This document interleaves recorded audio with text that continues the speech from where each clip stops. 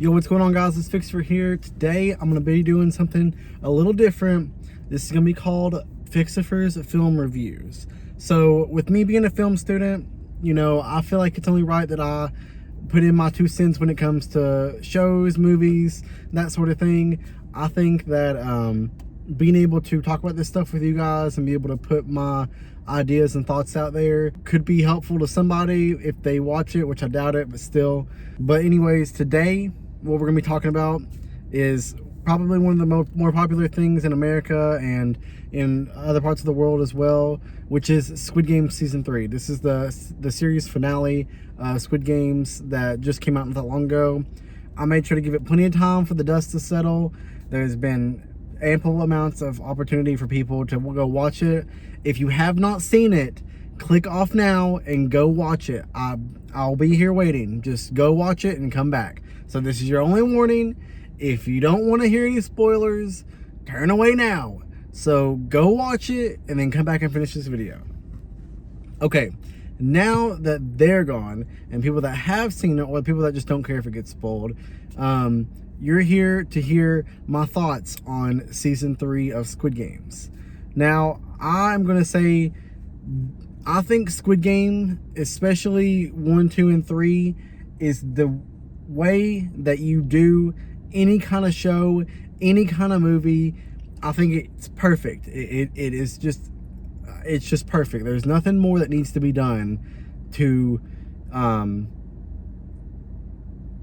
put this, they don't need to make any more. Let me say that.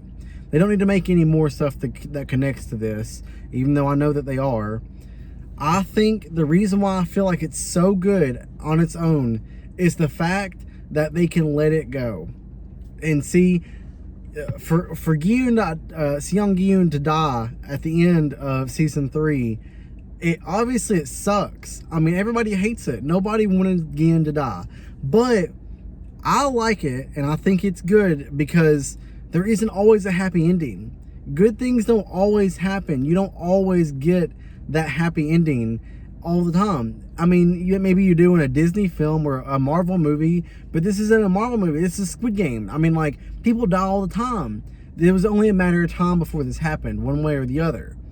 And I think that that is a great way, because if you can't let your character die, you're constantly bringing this character back and bringing it back, and then anything that happens before is ruined. I mean, like, Seong Gi-yoon's whole arc would be ruined if he just lived and then they bring him back again in Squid Game USA or whatever they're planning on doing. If they was to bring him back during that, you're going to ruin everything that he tried to do in the beginning of it. You know what I'm saying?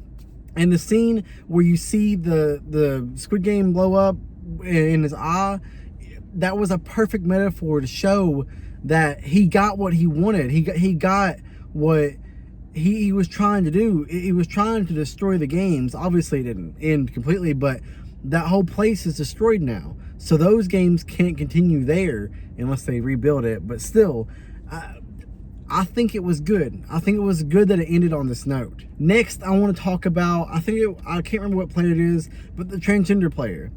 Now, I don't have anything against transgender people. I don't mind whatsoever. They're no different than anybody else. But most of the time when it comes to putting transgender people into movies or into shows, these screenwriters and the people that, like the producers and the studios, they force this stuff into these films and these shows so much that you don't even care about the character. Like, you don't even care that they're a transgender. They're forced in there so much that it makes the character bad. It makes nobody have any emotion for them. That you don't care if they die, you don't care if they live. They're just there to represent the community, which is fine. But still, don't you want to have emotion or feeling towards these characters? You want to root for them. You want to see them do good or succeed or whatever it is that you're seeing. And with here in Squid Game, you gain emotion for her. And that is what that's what all characters should have, especially characters like that are representing a community. You should have emotion towards them. And throughout the whole Season 2 into Season 3, you do. And whenever she dies, you feel that. You feel the impact of that. And it makes you feel bad for them. It makes you feel like, no, I don't want this to happen. Just like with Gyun. You did not want him to die. Just like you didn't want her to die. And that's how you're supposed to do it. You don't just shove these characters in there just because you want to or feel like you need to represent a community. If you're going to do it right. Do it like this. Have emotion for the character. Have a reason for the character.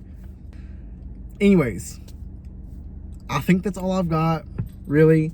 I think that it is best that it is left where it is. I think Squid Game Season 3 and the Squid Game as a whole is perfect. You don't need any more. You don't need Squid Game USA or whatever you plan on doing after that. That is the problem with most of this stuff. People won't let it go. And I get it. See, now I'm a big Ghostbuster fan. Everybody knows that. I'm sure you guys know that especially.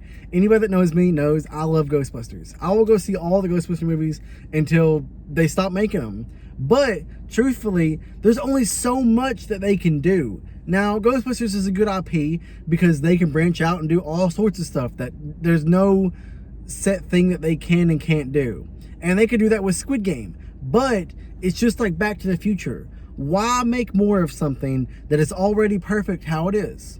Why continue to do more of it when you don't need to do more of it?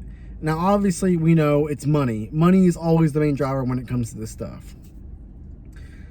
But anyways, I think Squid Game is how you do a film. It's how you do a show. It's how you make characters. And it's how you establish that connection between your audience and the character on the screen. I think it is perfect, and I do not think that it needs any more. And I know you guys don't like the ending. I didn't like it either. But like I said, sometimes we don't always get happy endings. Anyways, guys, this was Fixifer Film Reviews. Make sure you go check out some of my movies on the YouTube channel. I have a vlog coming out shortly after this. I just remembered I need to do this video, and I wanted to do it real quick. That's why I'm in the car. So make sure you guys go check out some other videos. And yeah, I'll catch you guys later. Peace.